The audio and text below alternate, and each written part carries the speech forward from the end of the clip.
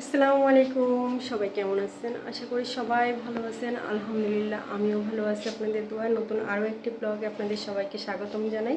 আসুন দেখি আজকে কী কী রান্না করবো। আজকে অবশ্য অত বেশি ঝামেলা নাই, শর্টকাট কিছু রান্না করব। তো দেখি কী কী রান্না। এই যে এখানে পাতাকপি কাইটে আমি ভিজিয়ে রাখছি ধোয়ার জন্য। তো এইগুলো এখন আমি ধুয়ে পানি ঝরাই নিব।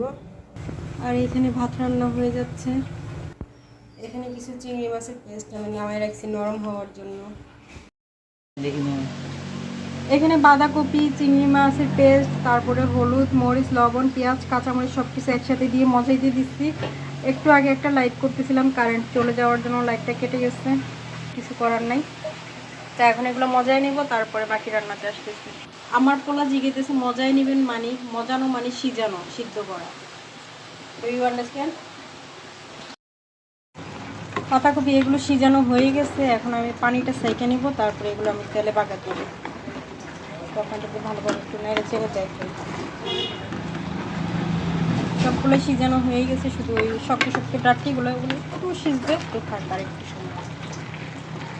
এখন দিয়ে দিব শুকনো মরিচ বাগারের জন্য। আর এখন দিয়ে দিব সিজিয়ে রাখা বাঁধাকপি। আর এটাকে এখন তেলের সাথে ভালোভাবে মিক্স করে নিব। আর যাদের ধনিয়া পাতা থাকবে, ধনিয়া পাতা, টমেটো, আমি এখানে আজকে টমেটো দিব না, কারণ টমেটোর চাটনি বানাবো। তো এইখানে তো খাট্টাটা এমনিতেই থাকবে, তো সেজন্য আর কি এখানে টমেটো দিতেছি না। তো এমনি যারা টমেটোর চাটনি বা টক রান্না করবেন না তাদের জন্য বলতেছি, একটু টমেটো আর একটু ধনিয়া পাতা দিলে একদম ফ্লেভারটা দারুণ আসবে। থ্যাংক ইউ আমার ছেলেকে। আমার ছেলে বাজিটা একটু লেড়ে ছেড়ে দিচ্ছে।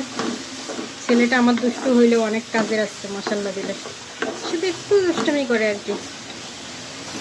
তো ভাজি হয়ে গেছে, এরপরে আমি টমেটোর খাট্টা রান্না করবো, সাথেই থাকুন। আর এখন দিয়ে দেবো পেঁয়াজ, কাঁচামরিচ। টমেটো অল্প, তো অল্প হলেই চলবে। আর এখন দিয়ে দেবো টমেটো। টমেটোগুলো আমি কাঁচা কাঁচা বাইছে রাখছি, কিন্তু সবগুলো পাইকে গেছে। আর এই টমেটোগুলো চেরি হলে কিছু যে মিষ্টি। দিয়ে দেবো স্বাদ মতো লবণ। লবণ আমি 1 চা চামচ দেবো, টমেটো কম পরিমাণে। তারপরে দিব আদা চা চামচ থেকে একটু কম, মানে 2-3 চিমটির মতো হলুদ। যেহেতু টমেটোর পরিমাণ কম, সব জিনিসের পরিমাণে কম আসবে। এটা ভালোভাবে মিক্স করে নিব। আর পানি টানি কোনো কিছু দিব না, যে টমেটো থেকে যে পানি বাইর হবে ওই পানিতে এটা পেস্ট হয়ে যাবে, নরম হয়ে যাবে। আর আজকে ডিম ভাজি করব। ডিম ভাজি আর দেখাবো না, কারণ ডিম ভাজি প্রায় দেখাই, তো ওই জন্য আর দেখাবো না, ভিডিও লম্বা হয়ে যাবে। আর এখন চিন্তা করতেছি যে ভিডিও আমি 3 মিনিট 4 মিনিটের মধ্যে রাখার চেষ্টা করবো, কারণ লং ভিডিও অনেকে দেখতে চায় না। আরেকটা বিষয় কি জানেন, মানে লং ভিডিও যদি আপনি দেখার ধৈর্য না রাখেন, তাহলে ফেসবুক প্ল্যাটফর্ম আপনার জন্য না। সব ধরনের ভিডিও আপনার ফুল দেখতে হবে। দেখেন মাত্র 1 মিনিটের মধ্যে টমেটোগুলো সব গইলা আদা গোলা হয়ে গেছে। আর যেগুলো কাঁচা কাঁচা ওগুলো একটু শক্ত শক্ত আছে, এটারও একটা আলাদা একটা স্বাদ, আলাদা একটা ফ্লেভার আছে। তো আরেকটু হবে। আরেকটা কথা বলি, যারা ম্যাগি মশলা খায় বা টেস্টিং সল্ট খায়, ওটা কিন্তু আরও মজা হয়, কিন্তু আমি আবার এগুলো অ্যাভয়েড করতেছি, কারণ ম্যাগি মশলাটা আর টেস্টিং সল্ট এগুলো একটু স্বাস্থ্যের জন্য ক্ষতিকারক, তো আর ডায়েটের জন্য ক্ষতিকারক। তো সে কারণে ওই দুইটা একখানি স্কিপ করছি আমি। তো ওই দুইটা দিয়ে যারা খাবেন তারা তো জানেন যে কী পরিমাণ স্বাদ। টমেটোর চাটনি আমার হয়ে গেছে। তো আল্লাহ হাফিজ বন্ধুরা, সবাই ভালো থাকেন। আর ডিম ভাজা রেসিপি দেখালাম না।